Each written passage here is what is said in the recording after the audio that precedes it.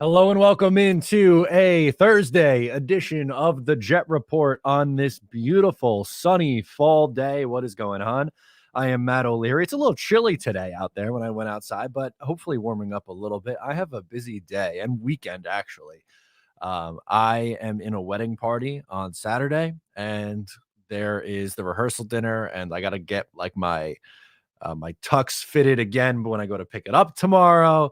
And tonight's the bachelor party. It's a little bit more low key, so it's not like a big thing. We're going to the Islander game, so like I am trying to get everything that I need to leading up to this game on Sunday. All my content for today, tomorrow, and Saturday out of the way. So I'm a little stressed because I got a lot going on. I got a lot to do. So I am amped up to talk to you though about today's topic. We're gonna get into it. I think it's gonna be one that you guys enjoy. I saw some comments in the chat already from instance King Jamie the Mad, big supporter, love the guy. Winning is wrong, and it says I will never believe winning is wrong, and that's not what I'm saying here. What I am saying here is that someone who I respect a lot did a study on these two guys, Garrett Wilson and Elijah Moore, and what he found shocked me a little bit, and that's what I want to talk about. So, and what I'm hinting at is Michael Nania. You should know him from the Jets X Factor, Jet X Factor. We'll pull him up. He did this graphic. Thoughts on how the Jets are using Garrett Wilson and Elijah Moore. Tremendous stuff. It goes through each one of their guys, their slot percentage when they're outside, used as an outside receiver, and then the route type, whether it be a flat, slant, cross, out, in, hitch, corner, post, go, screen. All right. Now, I love that both Elijah and Garrett can be utilized and be successful in both the slot and also on the outside. But I would argue their roles should be flipped. Only 20% of the time Elijah's been in the slot versus 80% on the outside. As for Garrett Wilson, slot percentage 62, outside 39. Most of Elijah's routes by a far margin is a go route at 33%. And here we have what the NFL wide receiver average is, 24. Elijah Moore is being almost 10% higher than what the NFL averages for go routes. Why? That's not what Elijah Moore is best used for. We know this. It could be, and only 2% on screen. He should be higher for screen, and he should also be higher for slant. Only 6% for slant when the NFL average is 7. Garrett Wilson's been utilized on it at 10%. And I think it's great. He's very good with the ball in his hand. Do you know who else is? Elijah. 33% go routes for Elijah Moore on the outside. Why? He's 5'9". He's 5'9". That's not his game. Garrett Wilson is significantly better at going up and high pointing the football. They're both good route runners because I've heard the argument too saying, well, Garrett Wilson's such a good route runner. That's why they want to have him in the slot.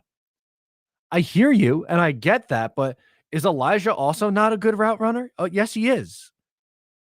He's also significantly smaller than what Garrett is. This doesn't make any sense to me. And then you wonder why Elijah Moore is frustrated. And like another thing too, by the way, that we could talk about, let's bring this up right now. Elijah Moore is not there today, and we've had a couple different reactions. So Zach Rosenblatt, who covers the Jets for The Athletic, tweets, Elijah Moore is taking a personal day. Robert Saleh said it was an excused absence, something involving family. I'll give you one guess which beat reporter left out that it was something involving family. Do you guys know? None other than Rich Samini. Here's what Rich had to say about it. If the tweet's still up, I wonder if he deleted it. No, of course not. He says, a curious situation with Elijah Moore, who is obviously frustrated with his role. See Sunday night tweet. And has made a couple of cryptic tweets over the past hour. He's not at practice for a personal day per team. And then they wonder why the fans or someone like myself or Green being a creator is so critical.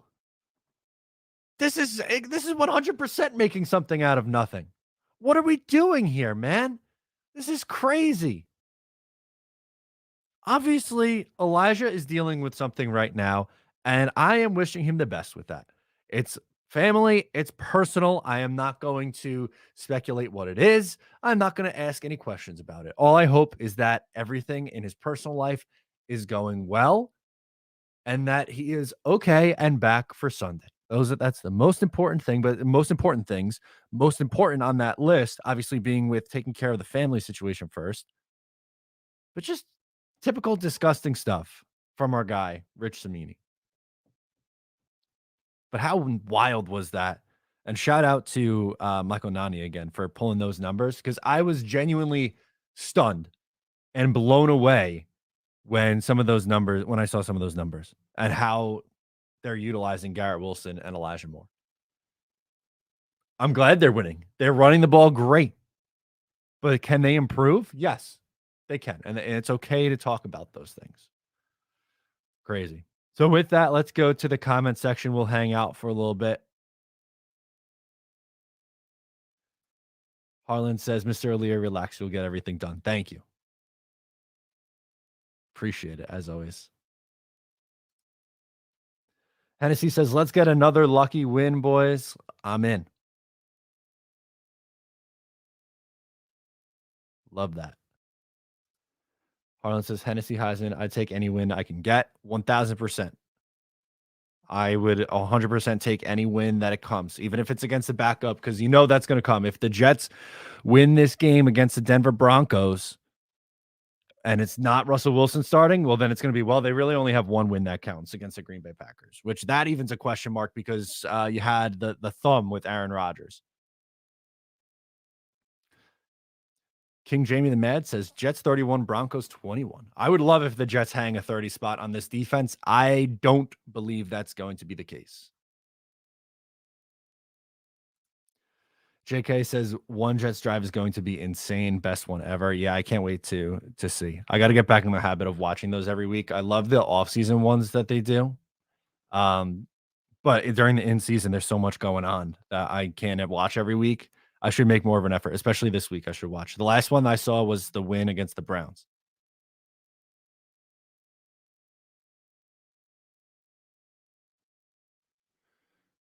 Slogo says, where's Modine's ass? That's great. Hennessy chimes in.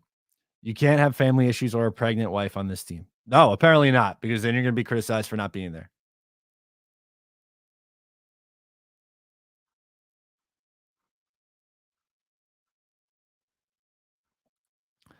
Stephen A. Smith got the Jets as a top 5 team. Who would have thought? Absolutely wild. That is unreal that they are a top 5 team right now. But you can make a strong case they're the 3 team in the AFC, which is nuts. But here we go. Indiana Jet says need to do better in the first half so Zach doesn't need the fourth quarter to win it. Yeah, I agree with that. The first half was really tough to watch offensively. I think they just need to get in a rhythm. They really struggled to find any kind of consistency against Green Bay early on in that game. And I think it's going to be a heavy dosage of Breece Hall and building off the play action. I'm avoiding Patrick Surtain like the plague. He's been phenomenal for Denver, but they're beatable. I don't expect our guy Zach to be throwing 30 plus times. Daniel says, worried we're going to fall off this week. Okay. That's fair. I'm not there yet. I don't think so. I think they'll be fine this week, but the Denver defense is good. If they lose this game, it's going to be because the Denver defense wins it. Andrew Russell wants to know if I think the JD will make any moves for the trade deadline.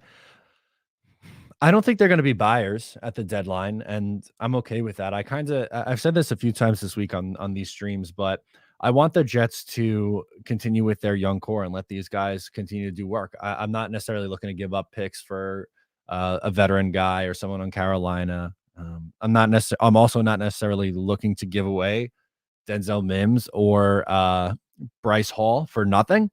But if you get a reasonable offer, maybe you pull the trigger on one of those guys. It's Snoopy says, Matt, it'll be extra sweet if we beat them passing for real. A million percent yes. It's that would make life so much better. I did a video and I talked about it on the streams too, but I did a video earlier today previewing this game. And the biggest thing that I noticed when looking at this Denver defense, their second overall defense in the league in DVOA, but first in offense, first in passing. So they're the hardest team to pass against, but they're 18th against the run. So they're slightly below average against the run. So I think it is just going to be a big Breece Hall day. But if who knows, maybe that's what they're expecting. They'll load up the box and then you could do a little play action deep shot. As Harlan says, all wins count regardless of who is on the other side.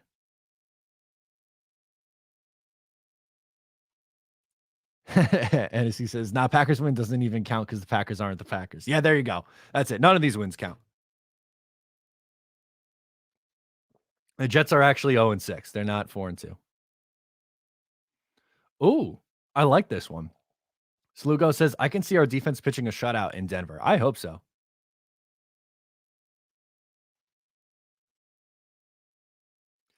Brian says, Sam Darnold has been designated to return from IR. Do you think the Panthers will try to start him if Mayfield is out next Sunday?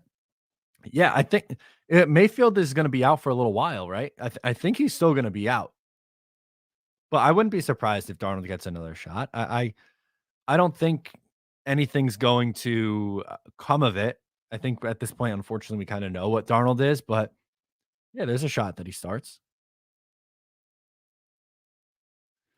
It's Snoopy says we are still disrespected by other fan bases, mainly Pats and Dolphins fan. Yeah, the division rivals mostly have been still pretty critical. I will say, from my experiences online, and maybe you guys are different. I've seen a lot of Bills fans actually give the Jets some credit. So respect to the Bills fans.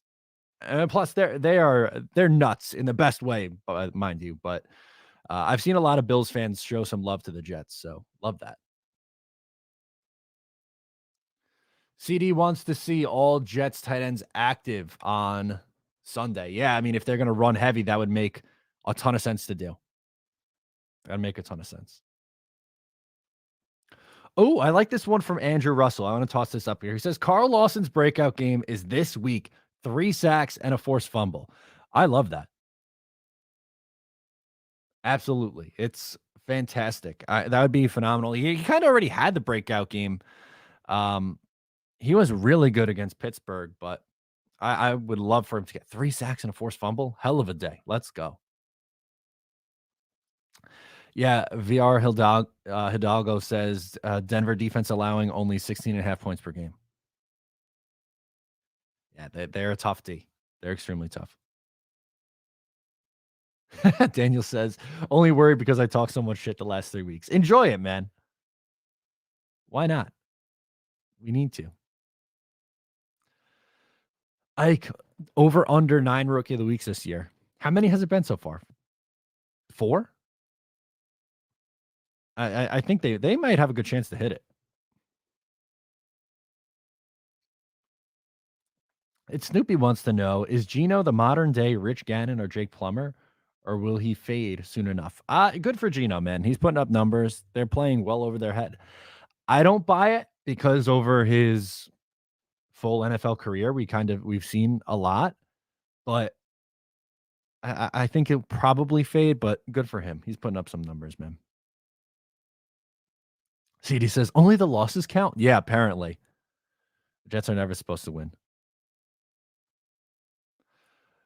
Good point from Harlan. He says, I don't hear fans calling for Ulbricht's head anymore. No, not with how this defense has played. They've been great the last 3 weeks. A ton of credit to this staff.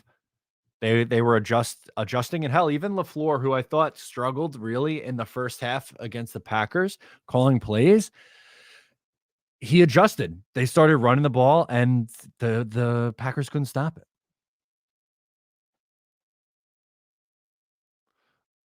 Oh, Brian's saying, okay, I like this. We're doing a little scenario here. Let me preface this by saying this is not a reaction to what happened this week. This is a trade I've been thinking about for about 2 weeks now. If the Raiders make Devontae available at the deadline for more and a 2023 first round pick, do you do it?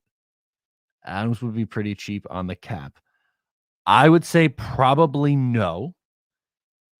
I get why you are saying this, and I think you can make a good case for it, but I don't necessarily want to give up a first round pick next year and also Elijah Moore. Even though you're getting arguably the best wide receiver in football, age is the biggest thing for me. I think age makes a huge difference, and the Jets finally have wide receiver covered, it feels like. So I would want to spend that first round pick on some other positions of need because I think potentially, depending on what happens in free agency in the rest of this year, the offensive line could be something that you want to address in the first round. VR says Broncos run defense is a push with the Jets run defense at 10-11.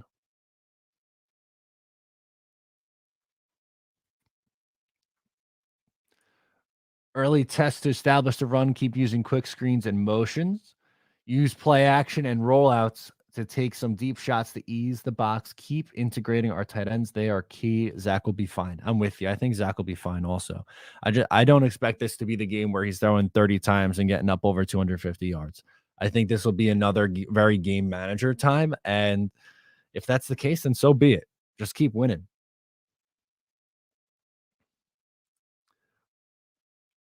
Word Sergeant CVO, or maybe it's just SGT CVO. The word on the street is that if we win this week, there's a 70 to 80% chance of the playoffs. What a time to be alive. Yeah, I mean, it makes life a lot easier. 5-2 is legit. And they're going to try to obviously say that, oh, some of these wins don't count. They're not as good as what their record says they are. And people are doing it with the Giants too, because they are a surprise 5-1. Enjoy it. Just keep winning games, man.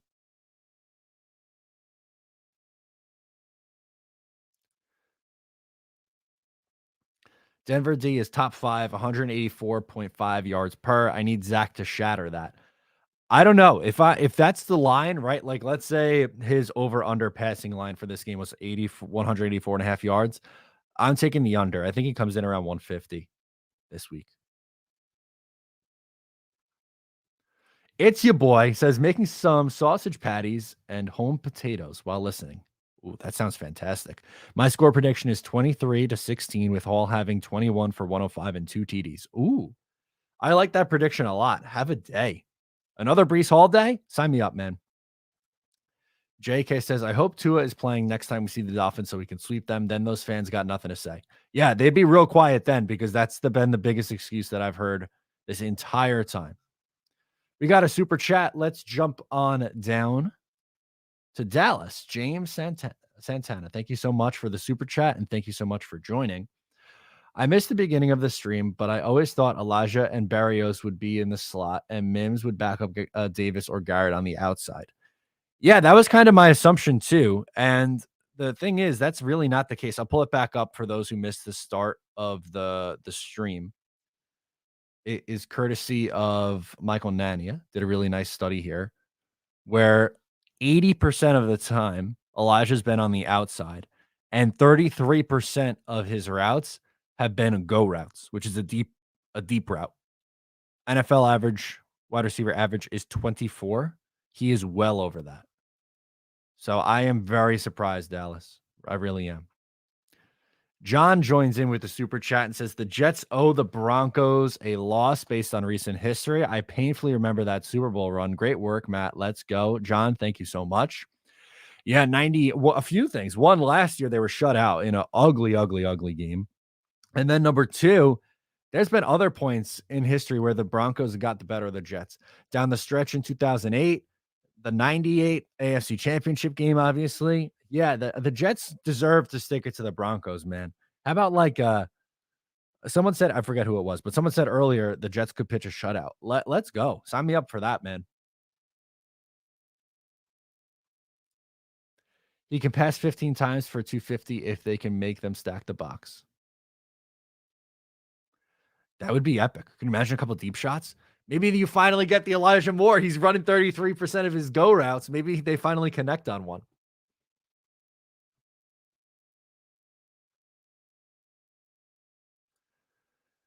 The Jets owe everyone a loss based on recent history. Not wrong. Unfortunately, not wrong. Good point here from Brian. Says worth noting about Wilson, though he doesn't qualify because he hasn't played enough. He suffers from the second highest receiver drop rate in the NFL. Conklin, Garrett, and more have done him few favors. Very good point. Very good point. I think that's why eventually I think we're going to see the completion percentage go up. I'm not worried. This week I think will be tough.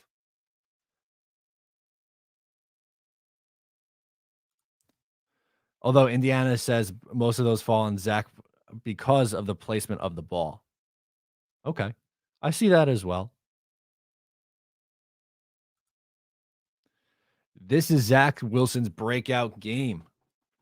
I am not as confident as you are, but I would love to be proven wrong that this is a breakout game. Stop talking about past Jets teams. It's not fair to this young team. I get it. That's what fans are going to do.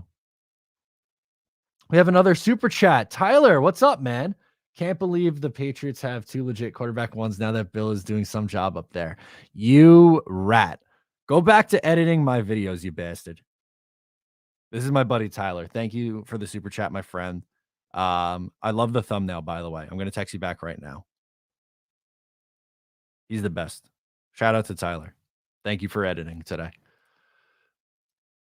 Esmond says, Matt, sorry me once again. This just crossed my mind. When all healthy, what would you do with this O-line? This setup is dominating. Feel bad for EVT. AVT, I'm going to assume. Okay, I think eventually AVT has to be moved back inside. I think that's where he's best suited to be a guard. But he's done really solid at right tackle right now. I think I would probably go Brown, Lakin, McGovern, AVT, and then right tackle. I suppose Fant, but Max Mitchell really made his case too. Oh, people love Tyler and the Pats. Daniel Robinson says, who cares about the Pats? Viking says, the Patriots can suck on these nuts. the Pats can kick rocks. Their time is over. Two legit quarterbacks, two Jags, you mean? Oh, this is fantastic. This is great. Russ is coming in, not 100%. I can see our D throwing a shutout and becoming top 5 in the league. Yeah, that's going to really help things out a lot, right? When you assume, Andrew, that, and everyone in the chat here hanging out, that Russell not being 100% is going to, well, one, he's struggled to begin with, but how about that? Let's pull up the numbers. Let's look up Russell Wilson's numbers. It hasn't been pretty. I can tell you that much. We'll do game logs for 2022. Let's pull that up. Scroll it down. Here we go. He threw for 340 in the win against Seattle. That's probably his best game. But since then, man, 66.5 rating, 75.8, 54.9 against Indy. He was atrocious. And then last week against the Chargers, came out hot out of the gate, completed 10 of 10, and then just completed 5 of his next 18 passes. So there's a chance that they could do some damage against Russell. Gotham City Football Podcast says, hey, Matt, I recently started my podcast. Any advice on how to grow a small podcast / show? Thanks. Let's go Jets. Absolutely. Gotham City Football Podcast. A few things that I would recommend doing is consistency. It's very important, whether it's once a week, once a month, whatever your rate is for how many times you're putting out a podcast, that you're putting it out on the same day, so that people eventually, the audience eventually knows that, I know Wednesday is just Jets day. So they are expecting the content. Don't take weeks or breaks off, or don't have big gaps in between when you post. Remain consistent, promote on social media, do video, and have fun.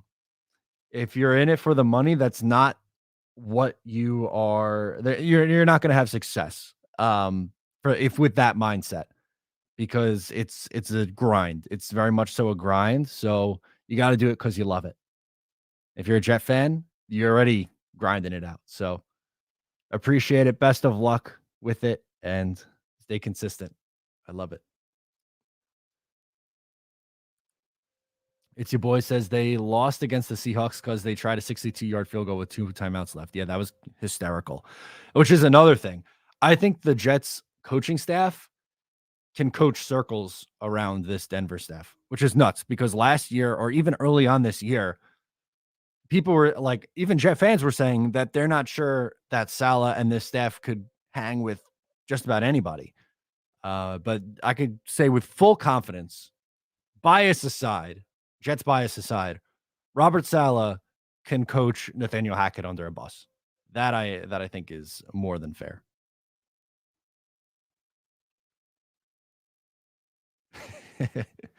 Tyler riling him up. He says another 50 burger on the Pats at MetLife. Is Matt going to be back then? Andre says, hoping Zappy has a butt fumble moment. I hope so. Maybe I think Quinn Williams is just going to eat him for a snack. Whoever's starting at quarterback, you'll fold them up like a little pretzel, put them in a blender. It's going to be great.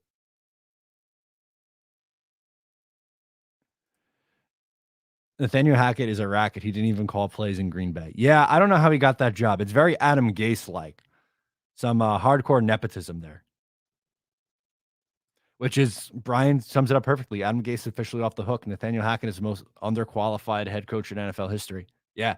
It's pretty much like, hey, if you hold a clipboard for a Hall of Fame quarterback, you can be a head coach in this league. The Jets are even worse, though, because they saw what he did in Miami and said, that's the guy that I want, which is just unreal. Hackett was with the Packers. Expect the Jets to handily dismantle their offense. Love that. Yeah, Hennessy, man. He says Patriot fans having a civil war right now with their quarterback controversy. It's been wild to see the Patriots content creators fight amongst themselves, which quarterback, who is legit, who's not, all that fun stuff.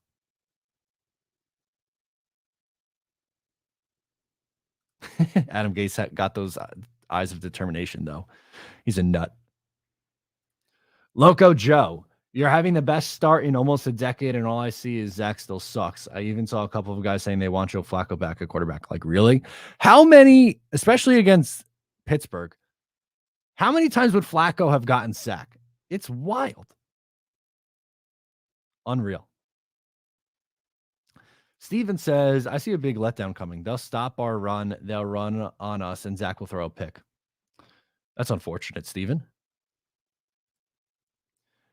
Matthew Ioannidis at the trade deadline. Nathan Shepard and Solomon Thomas have over 230 snaps in 6 weeks. JFM snaps at the edge. I don't want them to make a move for a veteran, even though he's pretty solid.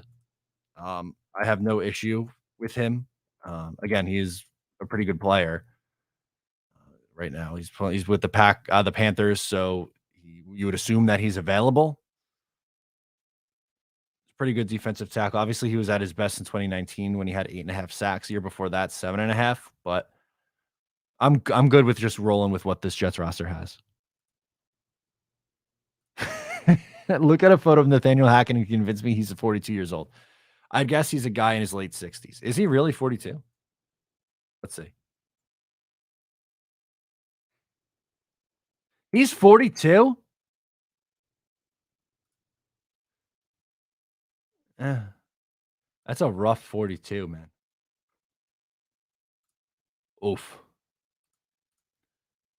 Yeah, 42. That's unfortunate. Look at that. That one. That's the one. Yeah, can we make that bigger? There's got to be. There's got to be a better one on here. Oh. Yeah, come on now. He looks ancient. How old is Salah? Great question. I think Salah is, I guess, 44.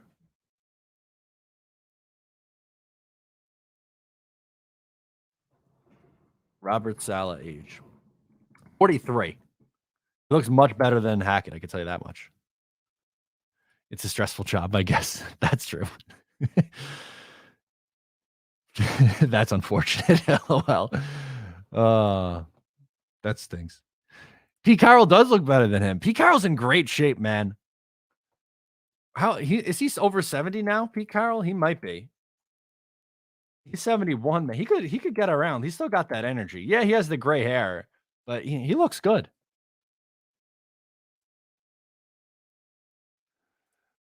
Those who want Flacco back, guess you can't really fix stupid, but a 2x4 to the head helps. Yeah, I don't know how anyone who watched the 3 Joe Flacco games are like, yes, please bring that back. Enjoy the beach, King Jamie. We're hopping out of here in a couple minutes. As I said at the top of the show, we got a hectic day today, so going to be a little bit on the shorter side for the stream. So let's get a few more questions in here, and then I'm going to peace out and try to get as much content out as humanly possible. All right. Pete Carroll's a silver fox. Hackett got that smoker gene. Oh no. Slugo says, "Isn't this shit fun?" Yeah, I'm having a blast right now, dude. We're just hanging out. This is just Jeff fans hanging out Thursday afternoon, talking some football, looking up how old coaches are. We're having a good time. Dakota says, "Honestly, a part of me wants Zach to come to life this game. That would be great. Sign me up for that. I really hope I'm wrong with my assessment that Zach is going to throw the ball maybe 20 times and 150 yards, but that'd be fantastic. I would sign up for a Zach Wilson breakout game. If he throws and looks good against this defense, that's a great sign. I want him not to turn the ball over and just manage the game because they're gonna be able to run the ball. This game really is gonna remind me of like 2009, 2010 Jets, where the defense is just coming out and dominating. Well, I like this one from Scott Wilson. Trick play this week? Yeah, I think they should do a trick play because against that Denver defense, you might need to get points however you can. Special teams points, an interception. How about a Sauce Gardner pick six for real? I think someone said that in the comments earlier. I didn't pop it up, and I forget who it was. My bad. But yeah, I think a trick play is definitely in order here.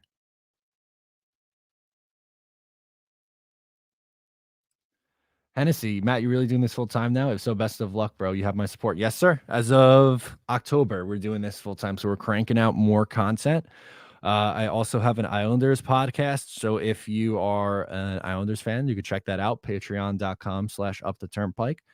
And yeah, I'm able to go all in. I've been able to the sponsorships really help and the growth on this channel. And you guys are a big part of that. So I really appreciate you all. You guys are the best. How's Denver secondary? Very good. They are very good. They're insanely hard to throw against. They've allowed, I believe, one passing touchdown since week 2. JK says, "Appreciate the content, dude. You're the best." Thank you, guys. QW will have a pick. I'm assuming Quincy, because if Quinnen Williams has a pick, that'd be pretty freaking epic, man. That'd be wild. Who do you think PS2 will be covering if it's Elijah? We might see another Twitter rant. I would think Garrett, because we saw Jair Alexander just pretty much shadow Garrett Wilson, and he pretty much took him out of the game. I think it's going to be Garrett again, honestly.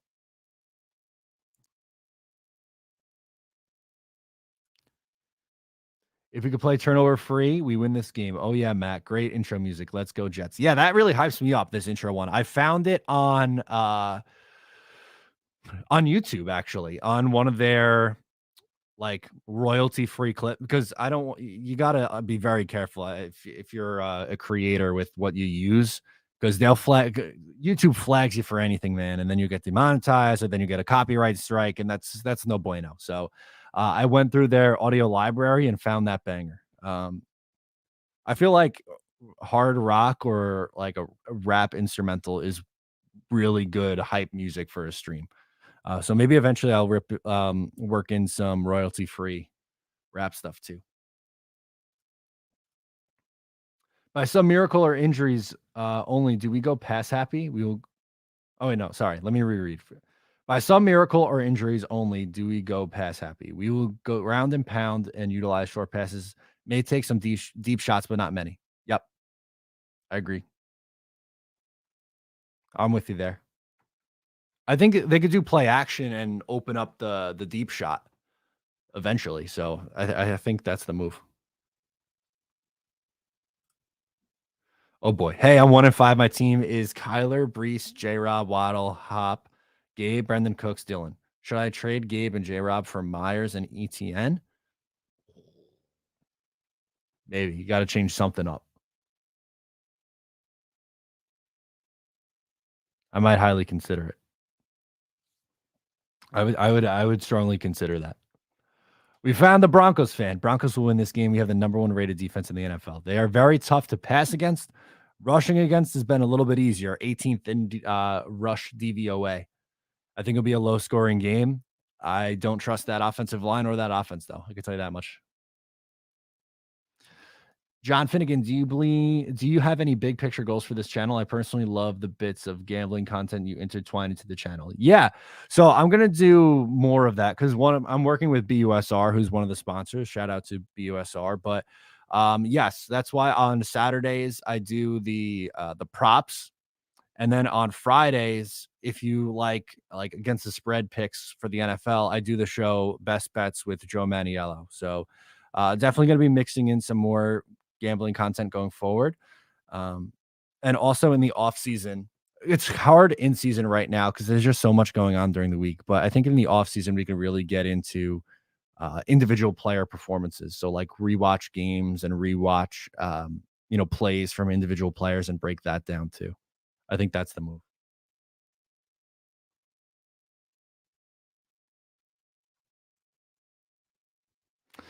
All right, got time for a couple more.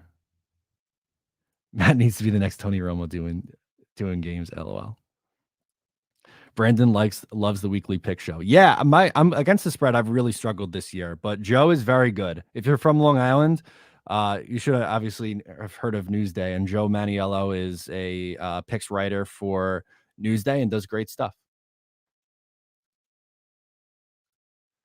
Has everyone liked and subscribed and hit that like button? Matt deserves to be ahead of Jay. Oh, let's do this, Matt. You're great. That I appreciate that, but I love Jake Asman too. I work with him quite a few times. Thank you for the support, guys. All right, so I think we're going to wrap for today. If you haven't seen it, the Jets Broncos preview is up and on the channel right now. You can check that out. Just Jets came out yesterday. If you haven't seen that yet, tomorrow we have NFL picks. Saturday will be the players to watch for and player props. Go Jets, baby. Let's make it 4 straight games. Let's get to 5-2. Everyone enjoy the rest of your Thursday. Thank you so much for tuning in. I'm Matt O'Leary, and I'll catch you next time.